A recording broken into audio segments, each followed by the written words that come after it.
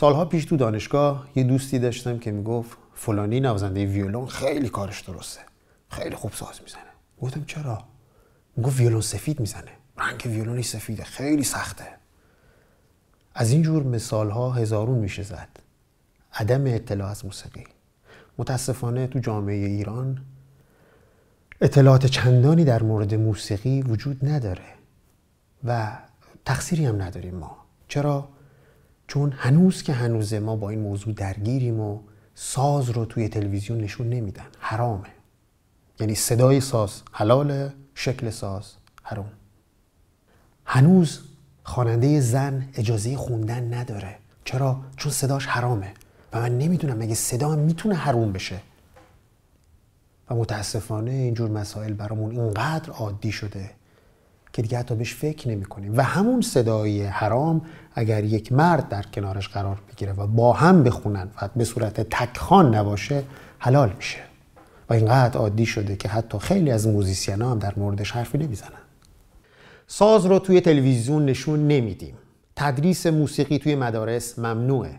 نیمی از جامعه که زنان باشن اجازه تکخونی ندارن و در مواردی حتی اجازه ساز زدن روی صحنه هم ندارن. تو تصمیمات کلان از متخصصین موسیقی استفاده نمیشه و هزار ناملایمتی دیگه.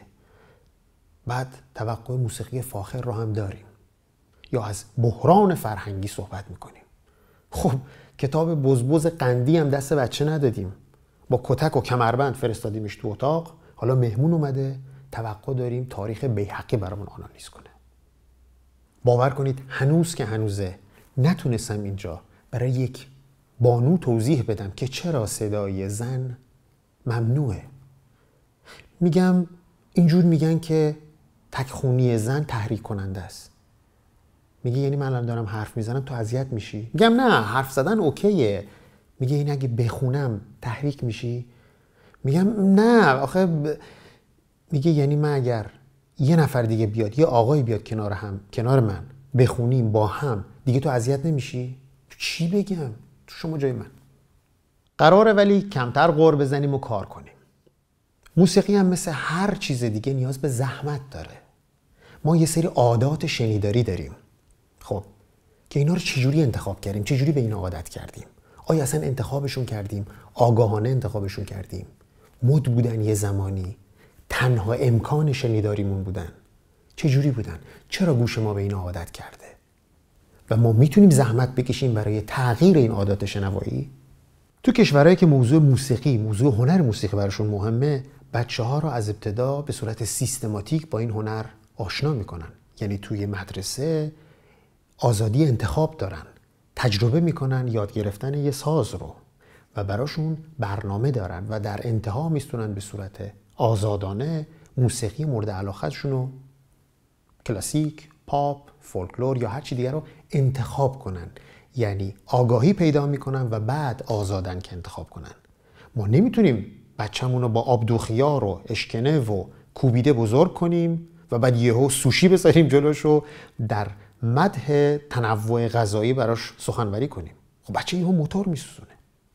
توی کشورهایی که دشمنی با موسیقی وجود نداره و از این هنر حمایت میکنن، سالانه فستیوال‌های زیادی برگزار میشه که مردم به صورت زنده با موضوع موسیقی درگیر میشن و این حس کنجکاویشون کار میکنه.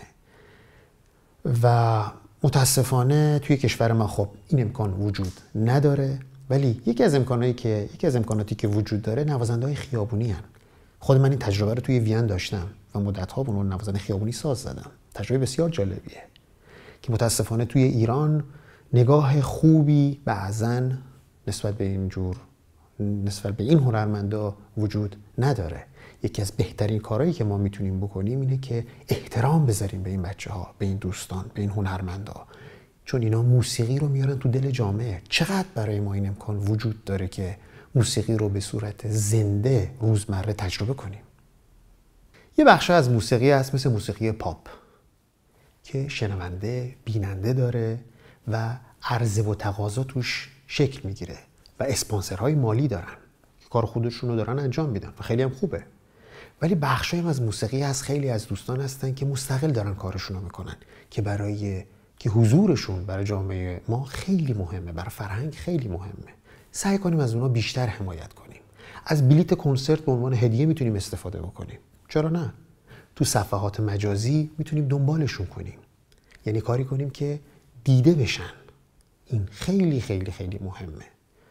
کاراشون رو کپی نکنیم. هر جور تونستیم ازشون حمایت بکنیم.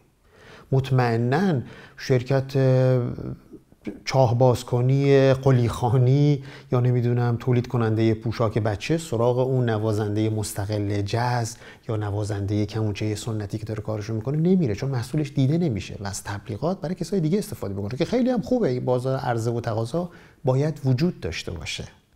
پس از هنرمندان مستقل هم حمایت کنیم. چرا تو ایران وقتی سیل، زلزله میاد همه مردم با هم بسیج میشن و کمک میکنن؟ چرا؟ چون میدونن کمک‌های دولت کافی نیست، حالا به هر دلیلی. توی کشورهای اروپایی خیلی کم پیش میاد که مردم دست به دست هم بدن و برای یک منطقه‌ای که یه اتفاقی افتاده کمک جمع کنن. چرا؟ چون میدونن از بخش مالیاتی که پرداخت میشه دولت این کار رو انجام میده. در مورد موسیقی متاسفانه اوضاع زیاد خوب نیست و نیاز به کمک همدیگه داریم.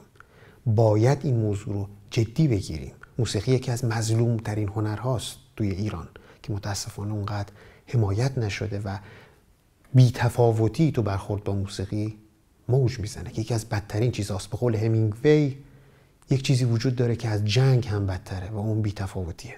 توی همین اتریش که من زندگی میکنم توی این دوران کرونا دولت حمایت مالی کرده از هنرمندایی که با کنسرت، با برگزاری برنامه زندگی میکردن. حمایت کرد و تو این 2 ماهی که در پیش رو هست قرار 800 برنامه مختلف از تئاتر، موسیقی، رقص اجرا بشه توی شهر که هم حمایتی باشه و هم جریان هنر، جریان موسیقی توی جامعه تداوم داشته باشه. اون وقت متاسفانه ما توی ایران برای اجرای بتوون، ابوالحسن صبا، چارلی پارکر باید بریم مجوز بگیریم. جامعه‌ای که توی اون یه نفر با گفتن یک جمله سخیف هزار دنبال کننده پیدا میکنه باید ازش ترسید. اگر ما دغدغه اجتماعی داریم، دغدغه فرهنگی داریم، باید این مسائل رو جدی بگیریم. خوشبختانه با تمام ناملایمتیایی که نسبت به هنر موسیقی میشه، اشتیاق به یادگیری این هنر توی خانواده ها وجود داره و پدر مادرها موضوع آموزش موسیقی رو برای بچه‌هاشون خیلی جدی میگیرن.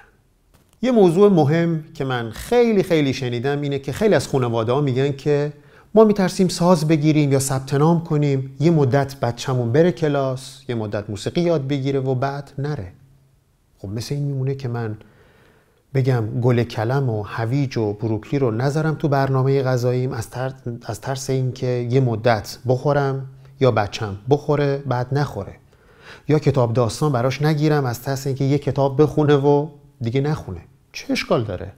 یک مدت شما این امکان رو به بچه دادین یا به خودتون دادین که با هنر موسیقی آشنا بشین.